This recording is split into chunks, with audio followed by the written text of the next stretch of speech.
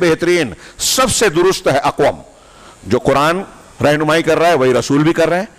اس کا مطلب رسول اللہ صلی اللہ علیہ وسلم اور قرآن کا بیان کیا ہوا دین. میرے بھائیوں اور نوجوانوں بغور سنو, اس دین میں چاہے داڑھی رکھنا ہو, چاہے 2 اور 3 اور 4 شادی کی اجازت ہو, چاہے اور طلاق والا اور نکاح والا جو مسائل ہیں, یہ ساری چیزیں شامل ہیں.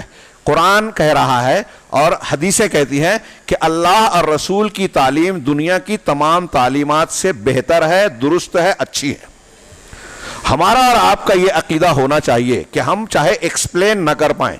کوئی آدمی اگر آ کے آپ سے سوال کرتا ہے, ارے آپ کے یہاں تو 3-4 شادی کی اجازت ہے, ہو سکتا ہے کہ ہر مسلمان اس کو واضح کرنے اور اس کا جواب دینے کی صلاحیت نہ رکھتا ہو, لیکن ہر مسلمان کے لیے یہ ضروری ہے کہ وہ یہ کہے کہ ہاں یہی صحیح ہے.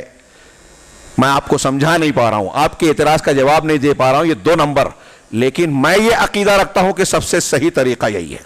یہ عقیدہ بنا لیجیے.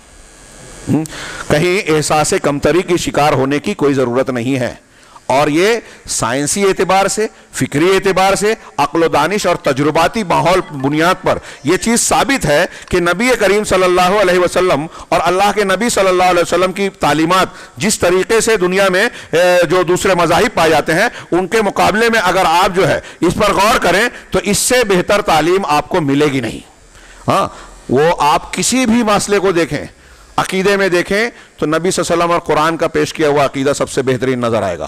عبادات میں مسلمانوں کی نماز, اسلام کی پیش کردہ جو روزے ہیں, صدقہ و زکوٰۃ اور دیگر احکامات ہیں, آپ کوئی بھی چیز دیکھ لیں قرآن و حدیث کی, آپ چھوٹی سے چھوٹی یہاں تک کہ پیشاب پاخانے کے آداب, میاں بیوی کے تعلقات, کسی بھی چیز میں. ہمارے ہاں یہ 4 شادی اور اس پر جو کرتے ہیں نا, اگر میرا دعویٰ ہے, یقین ہے, ایمان ہے کہ اگر اللہ تبارک و تعالی اگر ایک غیر مسلم اللہ کے پیش کیے ہوئے ان قوانین کی تفصیل پر غور کرے, 3 طلاق جو ہے 1 سے زیادہ شادی کی اجازت, طلاق کے احکامات جو پابندیوں کے ساتھ بیان کیے گئے ہیں, تو میرا دعویٰ ہے کہ وہ یہ ماننے پہ مجبور ہوں گے کہ اس سے بہتر نہیں. یہ میں تجرباتی طور پر بول رہا ہوں. بنارس میں پڑھتا تھا, ایک چھٹی کے موقع پر ٹرین میں میرے آنے کا اتفاق ہوا کہ ایک برہمن وکیل سے ہم سفری ہوئی. میں نے اس کی تفصیل کچھ موقعوں پر بیان کی ہے. اس نے بہت ساری باتیں ڈسکشن کی, مباحثے میں آئی, تو اس نے 3 طلاق کے موضوع پر جو ہے چھیڑا اور کہا کہ میں وکیل ہوں, میں خود ایک کیس لڑ چکا ہوں. تو میں نے کہا اصل میں طلاق سے متعلق ہمارے ہاں غلط علم اور غلط فہمیاں پائی جاتی ہیں, طلاق حلالہ, اور یہ ہمارے ہاں اختلاف بھی ہے. تو اس نے پوچھا کہ قرآن میں کیا طریقہ ہے. میں نے جب اس کو پوری طلاق کی تفصیل بتائی, یہاں نہیں بیان کر سکتا, ٹائم نہیں ہے. اگر پوری طلاق کی جب تفصیل بیان کی تو میں طالب علم تھا, آپ سمجھ سکتے ہیں کہ میں بہت عمر دراز نہیں دکھائی دیتا تھا. تو اس نے کم سے کم 7-8 مرتبہ مجھ سے رک کر پوچھا کہ آپ نے جو بیان کیا ہے کیا قرآن میں ایسا ہی ہے. اسے یقین نہیں آ رہا تھا. طلاق کا دینے کا جو طریقہ ہے اس طریقے سے بتایا, اور پھر رشتہ کس طرح مستقل ہمیشہ کے لیے ختم ہوتا ہے, طلاق بائن, مغلظہ, رجعی, سب بتایا میں نے ڈیٹیل میں.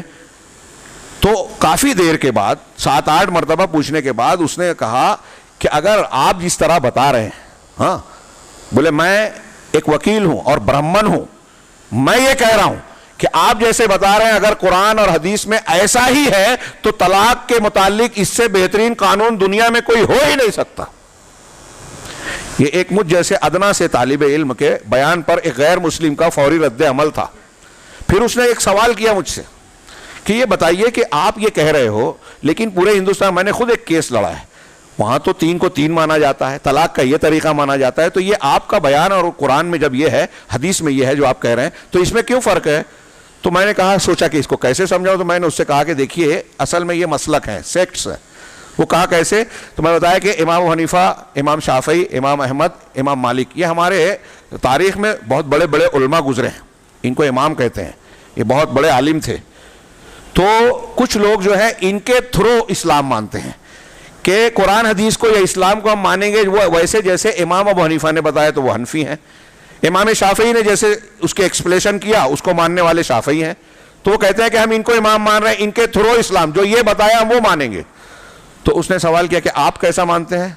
میں نے کہا ہم لوگ اہل حدیث کہلاتے ہیں, اور ہم یہ کہتے ہیں کہ ان چاروں بڑے بڑے علماء اور ان کے علاوہ بھی جتنے بڑے بڑے محدثین, فقہاء, علماء گزرے ہیں, ان سب سے ہم فائدہ اٹھائیں. وہ سب ہمارے علماء ہیں, بڑے ہیں, لیکن اتھارٹی اللہ تعالیٰ نے محمد رسول اللہ صلی اللہ علیہ وسلم کو دی ہے، اس لیے ہم محمد صلی اللہ علیہ وسلم نے جو بتایا آخری بات اور فائنل بات یا صحیح بات، اسی کو مانتے ہیں، اسی کو فالو کرتے ہیں۔ وہ غیر مسلم تھا، برہمن تھا، میں نے اس کو یہ باتیں مشکل سے آدھے گھنٹے میں سمجھائی ہوگی ڈسکشن میں، آدھا گھنٹہ بھی زیادہ کہہ رہا ہوں۔ آدھے گھنٹے کے بعد ایک غیر مسلم یہ کہتا ہے غور کرنے کے بعد کہ اگر محمد صلی اللہ علیہ وسلم کو آپ لوگ میسنجر مانتے ہو کہ اللہ کے بھیجے ہوئے وہ ہیں، تو ظاہر سی بات ہے ہماری عقل دماغ کہتی ہے کہ ان کی بات ماننا چاہیے، یہ عالم لوگ سے کی بات کیوں مانا جائے؟ ان کو چھوڑ کر ان کی بات ماننا تو سمجھ میں نہیں آتی بات۔ مجھے ہنسی آ گئی یہ سوچ کر کہ آدھے گھنٹے میں ایک برہمن کو جو بات سمجھ میں آ جاتی ہے وہ ہمارے ہاں سالہ سال میں بہت سارے مدعیان ایمان کو سمجھ میں نہیں آتی کہ ہم مسلمان ہیں۔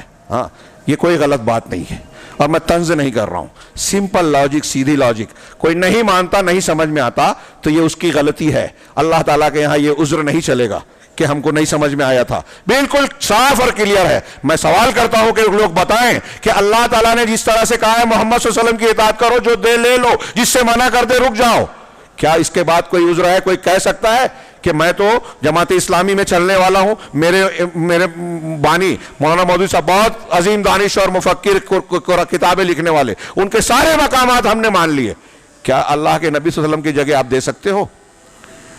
سید قطب، حسن البنا، مولانا الیاس صاحب، مولانا اشرف علی تھانوی صاحب، احمد رضا خان بریلوی صاحب، فلاں صاحب، ڈھیما صاحب، ان سے اوپر جائیے، ان سے اوپر جائیے، پھر امام حنیفہ، امام شافعی، امام احمد، امام مالک، امام بخاری، جتنے بھی لوگ ہیں، کیا کسی کو یہ مقام حاصل ہے جو رسول اللہ صلی اللہ علیہ وسلم کو حاصل ہے؟ قرآن کی جو تشریح آپ کریں گے کیا دوسرے سمجھ سکتے ہیں؟ پھر اللہ کے رسول صلی اللہ علیہ وسلم کے صحابہ نے قرآن کو جس طرح سمجھا، آپ کی جن تشریحات کو جانا، جیسی عربی صحابہ کرام جانتے تھے، کیا آج کا کوئی غامدی، کوئی انجینئر، کوئی مفکر، کوئی دانشور سمجھ سکتا ہے؟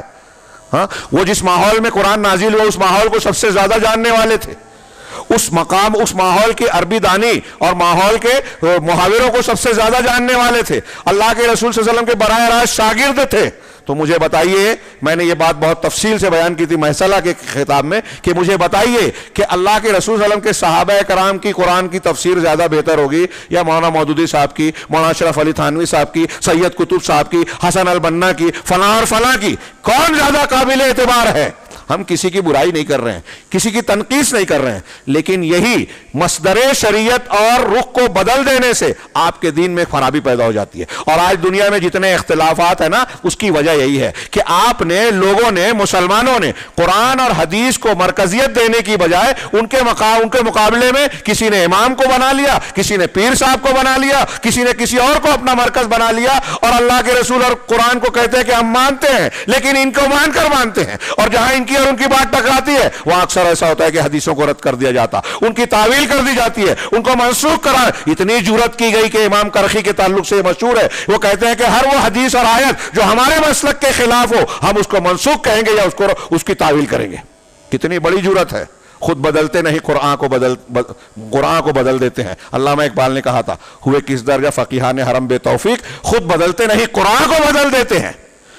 تو ہم قرآن حدیث اس لیے نہیں آئے کہ ہمارے حساب سے چلے، ہم کو قرآن و حدیث کے مطابق ڈھلنا ہوگا۔ تو میں عرض کر رہا تھا، اور یہ سیرت سے ملتا ہے ہم کو یہ درس، اللہ تبارک و تعالیٰ نے آپ کے ذریعے سے دنیا کا سب سے بہترین، اب یہاں میں پھر سے جو رہا ہوں کہ دنیا میں جتنے مذاہب ہیں، یہودیت، عیسائیت، فلاں مذہب، ان میں سب سے بہترین مذہب قرآن و حدیث والا۔ یہ بات ہم کو بلا کسی تردد کے میں کہنے کو تیار ہوں، چوک چوراہوں میں، ٹی وی چینل پہ اگر کوئی کہے کہ ہم یہ مانتے ہیں، جو لوگ یہ کہتے ہیں نا کہ سارے دھرم سچے ہیں، اچھے ہیں، راستے الگ الگ ہیں، منزل سب کی ہے، بالکل غلط بات ہے۔ دنیا کا سب سے بڑا جھوٹ اور سب سے بڑا فریب ہے، ایک ہی راستہ سچا اور اچھا ہے، اور یہ جو لوگ کہتے ہیں نا وہ مانتے نہیں ہیں۔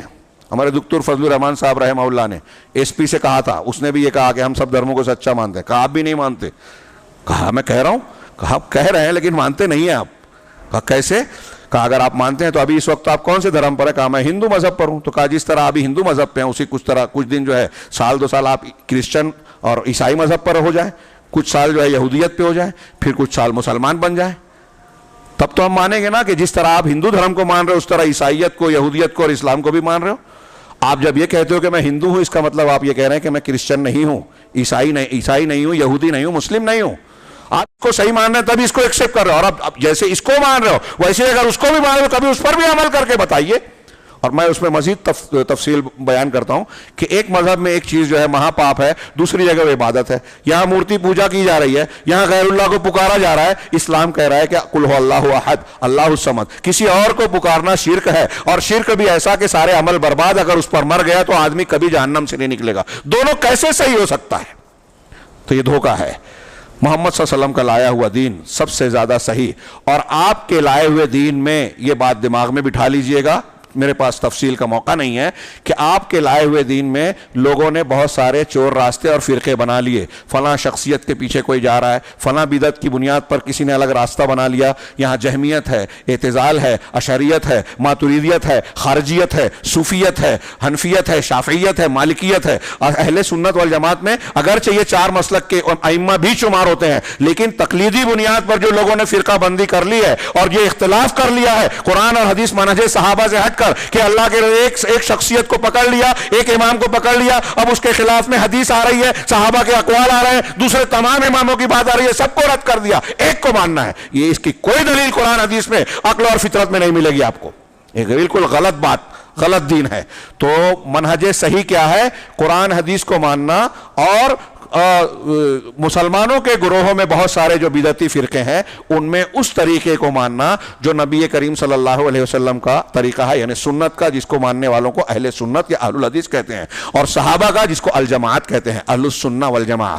ہمارے ہندوستان میں اہل السنہ والجماعہ بریلوی یا جن کو عرب لوگ قبوری کہتے ہیں وہ لوگ اپنا نام رکھ لیے۔ اہل السنہ والجماعہ پرانے زمانے میں بدعتیوں کے مقابلے میں اہل الحدیث کو اہل الحدیث، اہل السنہ والجماعہ، اہل الاثر، السلفی کہا جاتا تھا۔ خیر، یہ کہا کہ سب سے بہترین راستے کی رہنمائی کی